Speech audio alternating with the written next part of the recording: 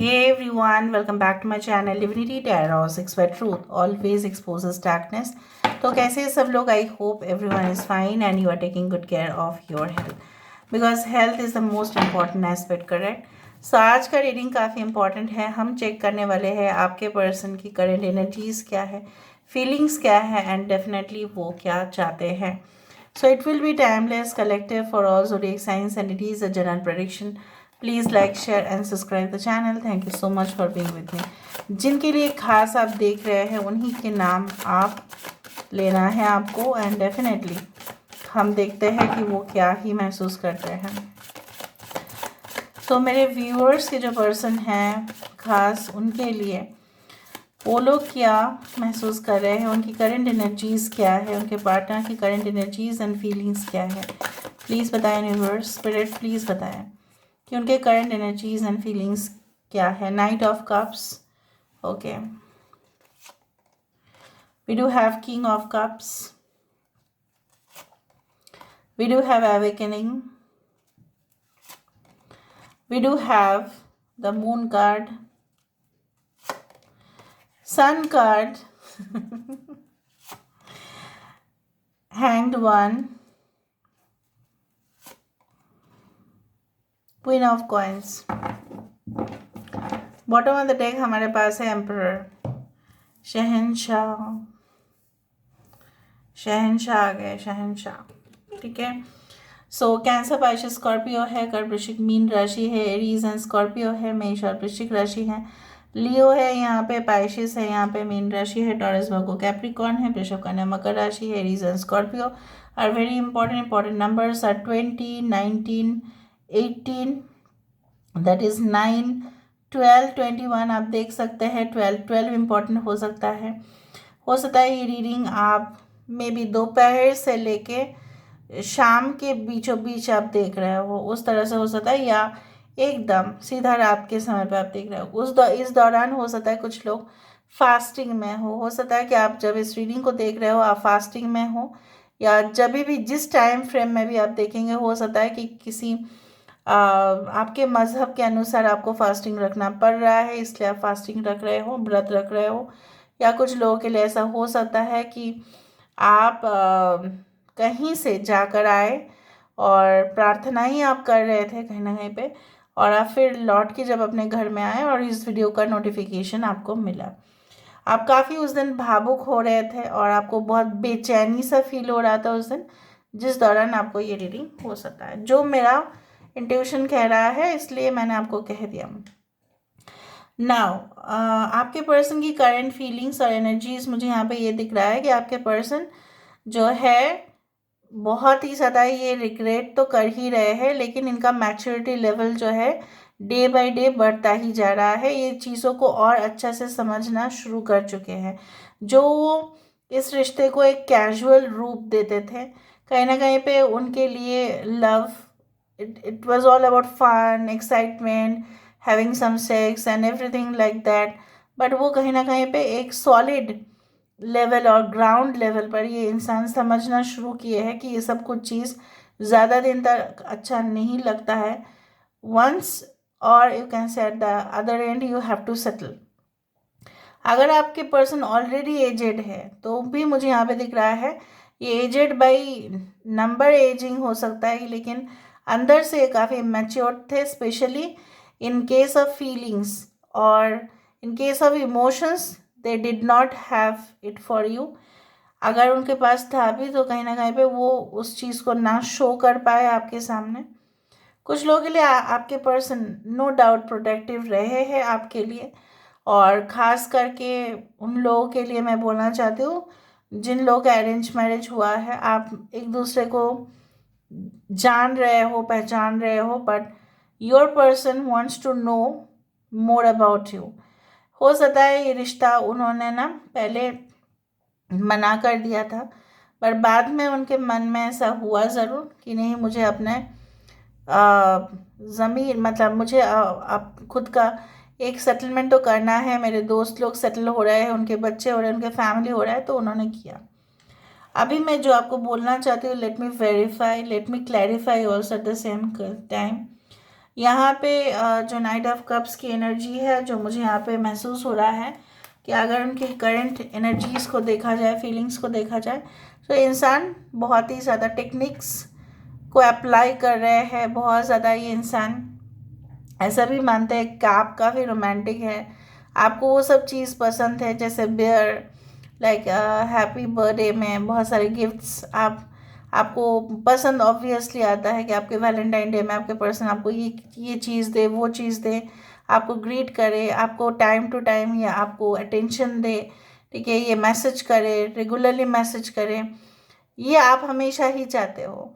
But ये इंसान ना, क्या है ना, ये पहले नहीं कर पाते थे और अभी ये इंसान जो है ना आपको समझना शुरू किए हैं और ये चाहते हैं कि आपके साथ वो फिर से स्टार्टिंग करे और ये आपके साथ फिर से वो रोमांस को रीइग्नाइट करे, ठीक है। So they have become a passionate lover from a very boring person.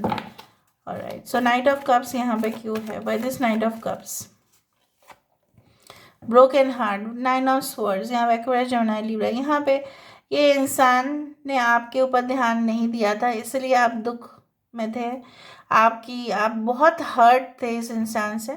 इंसान जानते हैं, ऐसा नहीं कि इंसान को खबर नहीं है, इंसान जानते हैं और इसीलिए आपके जो दिल है उसको मरहम लगाने के लिए ये इंसान बहुत टेक्निक्स ढूंढ रहे हैं, बहुत सारे उपाय ढूंढ रहे हैं कि आपको वो खुश कर पाए।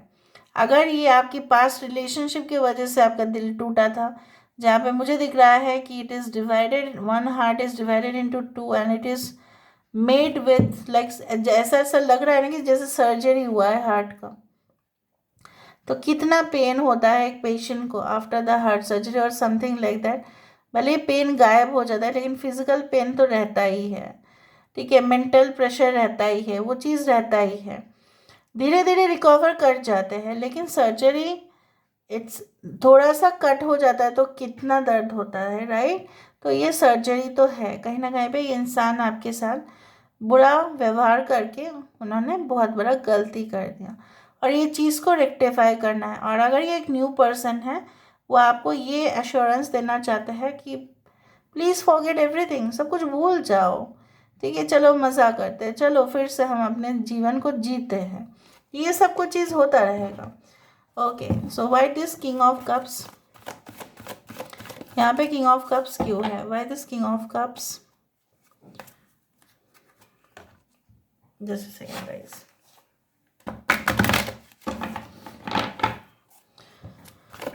Why this king of cups, यहाँ पे किंग ऑफ कप्स क्यों है? Contract, okay.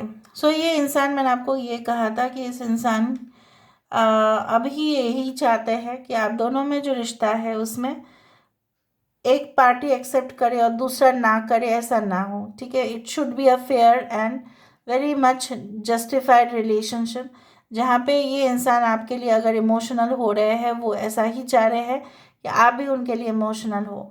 आप अगर मना कर देते हो तो उनके लिए ये बहुत ज़्यादा दुखदायक हो जाएगा। ये ऐसा भी कन्फेस करना चाहते हैं कि इन्होंने ना नहीं समझा था, ठीक है, प्यार की जो एक्चुअल लैंग्वेज है इन्होंने जान नहीं पाए थे, but right now they are so much mature to handle everything, ठीक है। तो आपको ये कोशिश कर रहे हैं समझने के लिए, तो आप भी तो कोशिश करो उनको समझने के लिए। लेकिन वो उनको ऐसा लग रहा है कि आप नहीं कोशिश कर रहे हैं, उनको समझने का कोशिश आप नहीं कर रहे हैं, आप उनको जानने की कोशिश नहीं, क्योंकि आप उनमें इंटरेस्ट नहीं ले रहे हैं। ऐसा क्यों हुआ? ऐसा क्यों हुआ? Why this happen and this is their question. Awakening यहाँ पे क्यों है? जागृत होना, मैंने आपको यही कहा था कि अवेकनिंग इज ऑल अबाउट ये जान चुके कि आप उनके पैसे या दौलत, शोहरत, उनके रंग रूप की वजह से आप उनसे अट्रैक्ट नहीं थे, आप उनको रियली पसंद करते थे, आप उनको रियली आज भी आप उनको पसंद करते हैं मन ही मन में, भले आप बोलते नहीं हो, because you have lost trust in this relationship. आप बोलते नहीं हो लेकिन इसका मतलब ये नहीं है कि आपका प्यार जेन्युइन नहीं है। और ये इंसान को जब मतलब ये चीज़ पता चला कि ये बंदा या बंदी तो मेरे से नहीं, मतलब मेरे पैसों से नहीं, मेरे दौलत शोहरत से नहीं, मेरे रिकॉग्निशन से नहीं, मेरे पावर से नहीं, बट मुझे प्यार करते थे, being a human. So this person then realised, और ये बहुत देर हो चुका है। फिर व्हाई दिस मून कार्ड, यहाँ पे मून एंड सन कार्ड क्यों है?